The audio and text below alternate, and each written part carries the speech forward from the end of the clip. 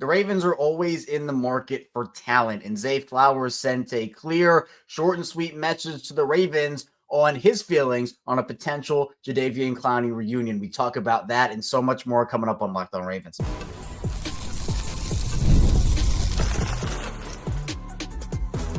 You are Locked On Ravens, your daily Baltimore Ravens podcast. Part of the Locked On Podcast Network, your team every day.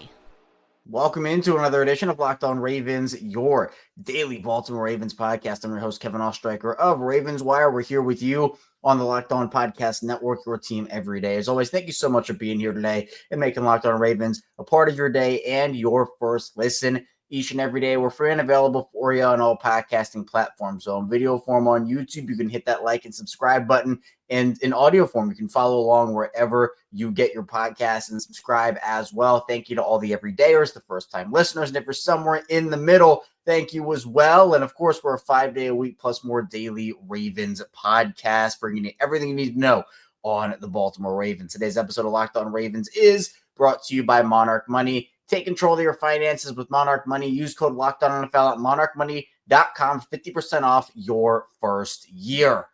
Another week, actually a pretty decently big week, at least off-season standard-wise, post-draft. We have the NFL schedule coming out this week. It'll be released in sports today, tomorrow. The big day is Wednesday night at 8 p.m., so we'll, of course, have you covered all throughout the week if any early Ravens games drop, or if Baltimore, just has their whole schedule released on Wednesday night, we can talk about that too.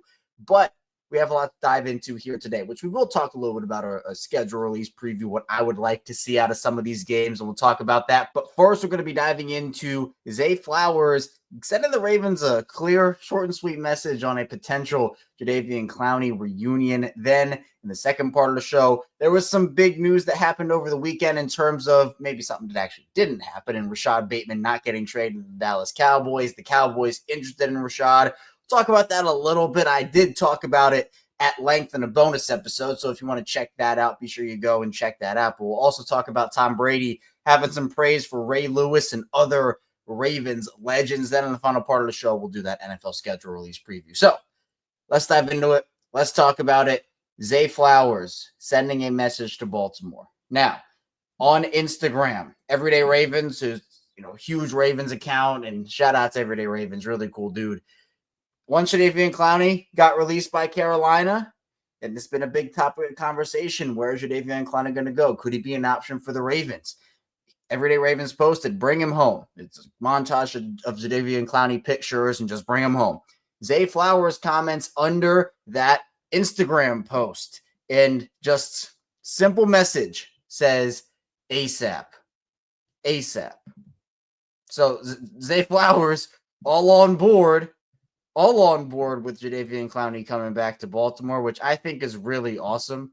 By the way, I think Clowney's somebody that to be honest, it's a very interesting conversation. I'm not going to lie, where, it feels like to me, the Ravens have a ton of edge rushers already on their roster. And it feels like Jadeveon found a home in Baltimore for his 1 year with the team back in 2023. We know that he is an elite run defender that's been a part of his game for his entire career. The sack production comes and goes year by year, it feels like. He still never had 10 sacks in a season. He's a 3-time Pro Bowler, though, and a lot of that has to do with his impact that goes beyond the box score. And I think that edge rushers sometimes do get a bad rep if they're not high sack guys, where it's like, oh, if you don't get sacks as a pass rusher, as an edge rusher, you're terrible. That's not how it should be. There are so many other ways that edge guys impact the game. And Clowney, he does dirty work as an edge rusher. Obviously, his year in Baltimore was a career year for him. He tied his career high in sacks with 9.5 and just felt like he was a game wrecker on the edge for them alongside Cal Van Noy and Odafe Owe, etc. And really felt like they formed a really formidable, fearsome pass rush that season. And Clowney was honestly a pretty big part of that. He was coming off a year in Cleveland where he only had 2 sacks. There were questions about his leadership and, him skipping out on workouts and this, that, and the other. Well, Clowney got an opportunity in Baltimore to kind of rewrite his story a little bit, and he did that. And I was super impressed with him over the course of the year in 2023. Now, he chose to go live closer to home. He went to Carolina for 2024. He obviously had the production fell off for him. Only played in 14 games, 5.5 sacks for Clowney. He actually had more combined tackles, but still, it felt like a bit of a down year compared to what he was in Baltimore. Does Clowney make sense for the Ravens right now? I don't know that answer. Does Clowney make sense in terms of what he wants? Does that make sense for him? Do the Ravens make sense for Clowney? I don't know. It doesn't feel that way. And I feel like there are probably better opportunities for Jadeveon out there. But if Jadeveon wants to come back to Baltimore, he wants to play a role in this defense, I'm going to say sign him up, bring him back. I think it'd be really cool. Now, some of the problems you run into here with Clowney is, one, again, what is the role that Clowney wants? Because obviously you draft Mike Green in the second round. You still have Calvin Noy, Dafe Owe, etc. Tavius Robinson is going to play a bigger factor. He's going to be a bigger factor for you next season. Now, again, I think that having a vet or multiple vets at every position is a luxury. And I think every team should want to have multiple vets at every position. And honestly, right now, you look at Baltimore's edge room. Baltimore's only vet is Kyle Van Noy. I think reuniting Clowney and Van Noy together as the vets in that edge room would be awesome. My sweet spot for edge rushers is 5. And so this is where my dilemma comes in. And it's a good dilemma to have. I think if Clowney were to come back, then I think it's something we can talk about. And we'll talk about kind of where I am with this process. 5 is my sweet spot with the edge rusher department. I do think that Clowney brings a lot as a run defender still, and the pass rushing juice I feel like can be brought back in Baltimore. Not that he was awful last year in that department. He was actually very solid for Carolina. If you look beyond the pure box score stats, Clowney, some of his advanced situation, 70.8 overall PFF grade, 73.2 pass rush, and 63.4 run defense grade. So not going to necessarily blow you out of the water with those stats there, but he at least is somebody that can go out there and contribute for you. So to me, if you keep Clowney on the roster, let's just say he signs and that's that. Obviously, David Ojabo is on the outside looking in. I think David Ojabo gets cut regardless. If they sign Clowney, Ojabo is out the door. There's no doubt about that in my mind. So you're working with Van Noy, Owe, Clowney in this case, Mike Green, Tavius Robinson, and Adisa Isaac. Do you cut a second-year, third-round pick who really hasn't had a lot of a shot? I don't think so. I mean, you would have to keep 6 edge rushers in this situation. And does that take away from an offensive lineman spot, from a secondary spot, from a wide receiver spot? I don't know the answer to that question. Now, if Clowney wants to play as the 4th or 5th outside linebacker, or maybe 3rd at best outside linebacker on this team, then sure, like minimum deal or minimum-esque deal. Baltimore still has to clear some cap space, but at least to feel more comfortable. But if he wants to go do that, then hey, bring him in. let's bring the vibes back. Like I would be really on board with that. But if he's expecting, more money than the Ravens can afford to give him, or he wants a bidding war, or he wants to be the guy or the second guy who gets consistent snaps, I just don't think that happens in Baltimore. So it's an honest conversation that we have to have about, like, yeah, Clowney is a depth piece, is like a dream scenario for me, and I'm sure for a lot of others too. But is it realistic to expect him to sign a minimum? It's possible, or close to it. It's possible. I'm not saying that's impossible. I think the harder thing for me to envision in this scenario is Clowney wanting to come to a place where, he is not the guy. And the reason I say that, I'm not just making assumptions here.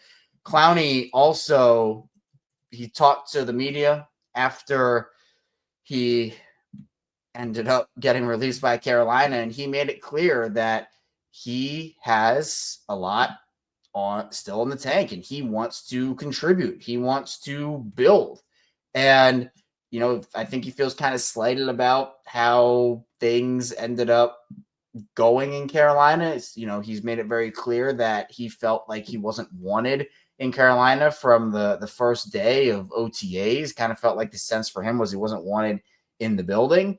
And now you look at him, and is that the mindset of a guy that just wants to kind of sit back? Now, the Ravens would have a role for Clowney, I think, but that would also mean if you don't trust Adisa Isaac, he's probably going to be a game day inactive, which again, right now, I don't trust Adisa Isaac because he hasn't proven anything. And I think having proven commodities on a team that's trying to win a Super Bowl would be great. So having Clowney as that like break glass in case of emergency option would be a really nice luxury for Baltimore to have. So my opinion is yes, if that's the situation, bring him in. I'm with Zay ASAP. Get that thing signed, bring him in. And Zay, yeah, he had a good relationship, it felt like, with the players in that locker room. Felt like he meshed really well, and that was a big question for a lot of people. I questioned it too. I'm like, hey, how is this going to go? And it went really well. And the fact that Zay is out there, I guess I'll call it vouching for Jadeveon, kind of shows you how he got along with those players, how he got along with the guys in that locker room. And I think that's a very big thing. We've seen Lamar go to Eric DaCosta and say, hey, I want to play with these guys, this guy. And, there are preferences. And I feel like, Zay speaking up and saying that is, it's not a long message. It's not, this 50-word paragraph or anything. It's just 4 letters. But I think it is substantial that Zay made his opinion known on this. And I'm interested to see if the Ravens organization feels the same way. And again, maybe they do. And Jadeveon just says, hey, you know what? I want to go to a place where I have bigger opportunities or a bigger opportunity to go out there and perform. Or maybe he wants to go and get more money elsewhere. And he said that, he says, quote, I'm definitely going to play well. You can mark my word on that. I don't care where I end up playing at. I'm going to play extremely well. There are 31 other teams.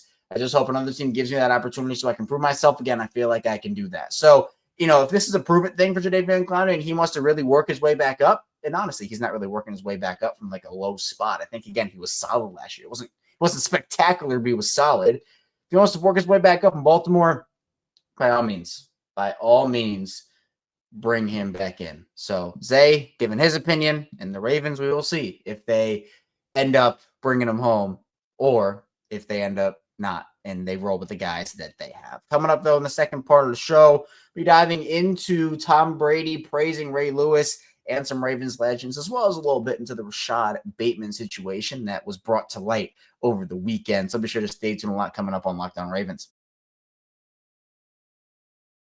First, the show is brought to you by Monarch Money. Ever check your bank account and wonder where'd all my money go between dining out, online shopping, and entertainment? It's easy to lose track. That's where Monarch Money comes in, your personal CFO, giving you full visibility and control over your finances. Monarch Money isn't just a budgeting app. It's a complete financial command center. You can track all your accounts, investments, and spending in one place, so you stop just managing your money and start building wealth. Now, instead of juggling multiple apps, you can use Monarch to check your finances, track spending, even plan long-term goals. And managing your money with your partner, it can be smoother than ever now. You can track your shared and personal accounts, set goals, and stay on the same page without any of the additional stress. So take control of your finances with Monarch Money. Use code LOCKEDONNFL at monarchmoney.com for 50% off your first year. That's monarchmoney.com, code LOCKEDONNFL for half off your first year. Again, use code LOCKEDONNFL at monarchmoney.com for 50% off your first year. That's monarchmoney.com. Code Locked On NFL for half off your first year.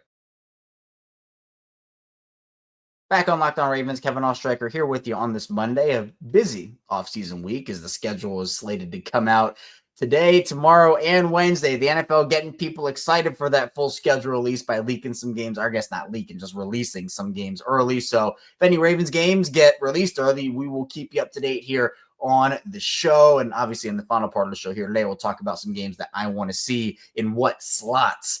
But before we get into our second segment conversations, I want to provide just a tiny bit more context to Jadeveon Clowney and who he was last season. So out of 102 edge rushers, and, there's a lot of different conversation about who he was as a player last year. Pass rush win rate, he was 20th. Again, this is out of 102 edge rushers. Total pressures, 41st. His pass rush PFF grade was 29th. And run defense PFF grade was 54th. So again, not spectacular, but still as a rotational piece. If he wants to be a rotational piece and he wants to come in and, not be guaranteed a ton of snaps early on, I think that it could work for Baltimore, especially being a vet and having someone that you can trust in that room. And you don't have the uncertain factor. I mean, the only sure thing right now, I think, well, there are two. I think that Odafe Owe, I know some people are really in on Owe. Some people are really out on him. I like Owe personally, but I just think people want to see a bit more consistency, but obviously Kyle Van Noy is the big veteran guy there in that room. So adding Clowney, I do not think would hurt, but it just comes down to what Clowney wants and if the role in Baltimore is right. Now let's talk a little bit about Tom Brady. He praised Ray Lewis, another Ravens legend. He went on Logan Paul's podcast and he talked about guys who he feared getting tackled by the most. And he mentioned other guys outside of the Ravens, but Ray Lewis was at the absolute top of that list. He also mentioned Ndamukong Suh. He also said J.J. Watt, but then he also talked about Haloti Ngata. He said, Haloti Ngata, you remember him? He was about 340 pounds for the Ravens. He was massive. So, yeah, that's not fun. And I just think for me, when I heard these comments, it honestly had me reminisce about those Brady, Patriot, and Lewis Ravens days where, you know, it felt like the Patriots for that team, the Ravens are always trying to chase. You know, it feels like that with Kansas City now, but Baltimore is able to get a couple over on New England over the years. Obviously, 2009, and then you have the AFC Championship game revenge in 2012 where they went on to win the Super Bowl, obviously in the regular season. And look, watching Tom Brady, and honestly, this coming from me just as a fan watching the game and being a Ravens guy, it's like, man, Tom Brady was just, he was so good, but he just had all these things about him where it's like, man, come on. Like, he just does this over and over again. And there's that, like, man, you got to respect him because he's so good. And he's one of the greats, you know, in my opinion, the greatest quarterback of all time. And you got to respect that about him. But then you had, like, you know, he would always complain for a flag and he would seem to get it against Baltimore and other teams too. And, you know, it seemed like when he would whine for a flag, he would get one. And that's some of the stuff you see with Mahomes. But it's just like you respect the greatness, but you're just like, man, sometimes that guy just, honestly, more than sometimes, that guy just gets on your nerves. And part of it was he's just so good and he's taking down your favorite team. But, you know, I think there was a lot of mutual respect there. It was definitely a rivalry in terms of those two teams, not nearly as big as the Pittsburgh-Baltimore one. But, you know, I think that with the way that Bill Belichick raves about Ed Reed every chance he gets, and, you know, those matchups being pretty hard fought for the most part, you know, I'll never forget that 2014 Super Bowl team I guess it wasn't a Super Bowl team. It should have been a Super Bowl team where they were up by 14 points twice against the Patriots in the divisional round, and they blew 2 14-point leads. And that was heartbreaking. It still is kind of heartbreaking to me. So, you know, Tom and kind of seeing him not come out of his shell, or I don't know if that's the right word or the right term, but just to see him kind of dig deep into his story bag and pull out some stuff and reminisce on some things kind of brings me back to reminiscing a little bit as well. And he also talked about his training regimen where he's like, hey, when you're getting hit by guys like that, there's a discipline with your body that you need to take into account because if you fool around, you're going to get hurt. And then he goes, you don't mess around with the training because you will pay the price. When you got Aaron Donald chasing you, you will pay the price. So, you know, he talked about all those other guys, Lewis, Sue, J.J. Watt, Haloti Ngata, like, yeah, if you don't take your training seriously, you're going to get smacked by somebody, and it's not going to feel good. You're probably going to get hurt. So, shout out to Brady for acknowledging the fact that Ray and Haloti, he did not like to get tackled by those guys. Let's be honest. I don't think anybody would like to be tackled by those guys. That aside, let's not dive a little bit into the Rashod Bateman thing. Now, we had a bonus episode again over the weekend, so you can find that both in video form and in audio form. We talked about it. Rashod Bateman apparently was a target of the Dallas Cowboys. They obviously went and they got George Pickens, but Baltimore was, I guess, approached by Dallas. This comes from Jordan Schultz, Fox Sports NFL insider, and he said those talks did not get very far, so I imagine Eric DeCosta hung up that phone swiftly on Jerry Jones and company. And not actually. I'm sure they actually had a conversation. It was respectful, this, that, and the other. But Rashod Bateman not going anywhere. He's not going anywhere. And honestly, I said this, and I stand by it. I think that Bateman should not be moved at all. But if they were to move him, anything less than a first would be, I think, very bad value for Baltimore. I think he is worth at least a first-round pick. And I think George Pickens has less value than Rashod Bateman. Like, I think Bateman is more valuable as a receiver on and off the field. I think the production can be similar for those guys. I talked about this all in the bonus episode. And I had said that, like, look, you have to deal with George Pickens an expensive contract, mega deal probably coming after this season. He's projected on Spotrac around $25.3 million per year. Rashod Bateman, meanwhile, is on the best contract in the league. Like, that has value. You don't have to deal with Pickens' off-field issues with Rashod Bateman and, the behavioral stuff. Like, Bateman, he's a hard worker. Yeah, he gets injured sometimes. And last year, actually the past couple of years, that's been honestly not that big of a deal. He hasn't really gotten injured. But honestly, I would take Rashod Bateman right now over George Pickens. And I know some people, again, might think that's a hot take, but I don't really think it's that hot of a take. I honestly stand by that. And I think there's a reason that the Cowboys approached Baltimore about Bateman. And I don't know how the order of conversation went there, but at the end of the day, like, I feel like Dallas would probably rather have Rashod Bateman right now over George Pickens. And again, it's not like Pickens isn't talented. Like, he is extremely talented. But I think Bateman just gives you more both on and off the field right now. Or, maybe it's close on the field. I think it definitely is close. But I still think the off-field stuff, contract, behavior, it definitely, I think, gives Bateman the edge in value there. So coming up in the final part of the show, we will talk about a little bit of the games that I want to see in certain spots. NFL schedule release preview. We'll talk about who the Ravens are playing and where I think the NFL should schedule these games out, which games should be in prime time, etc. So stay tuned. A lot coming up on the show.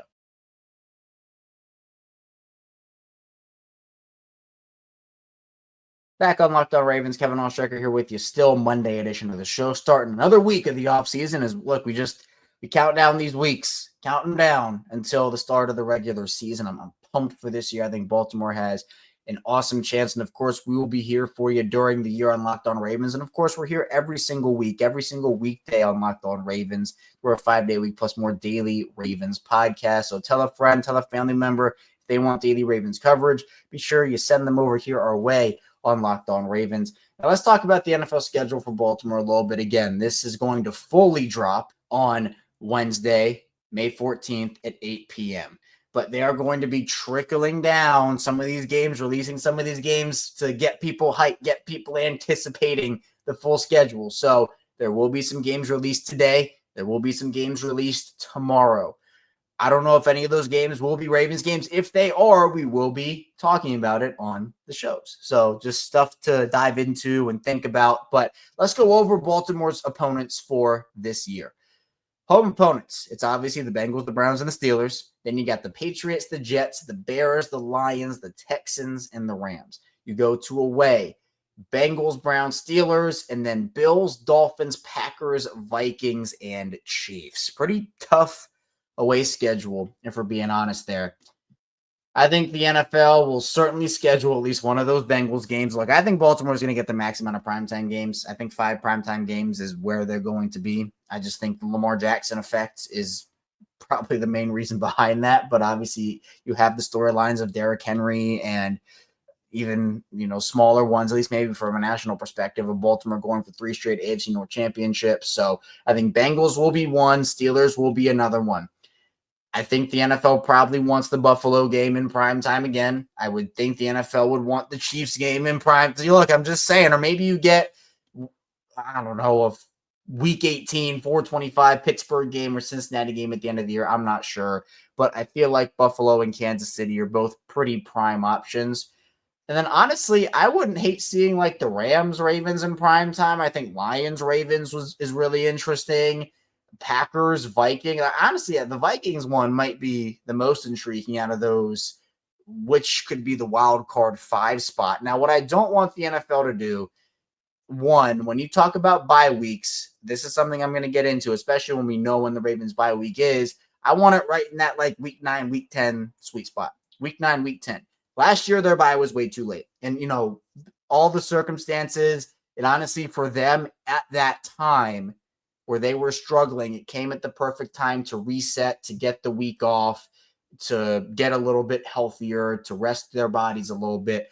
For what they were going through, that bye week last year actually couldn't have come at a better time. I mean, I can't even imagine if they had a bye in like week 8 last year and then they struggled and had to play the next week. Like, it would have probably been bad. But generally, right, those early buys are the worst, right? Early buys, you get like week 4, week 5, week 6, that's disaster. And I will say it as such if it happens.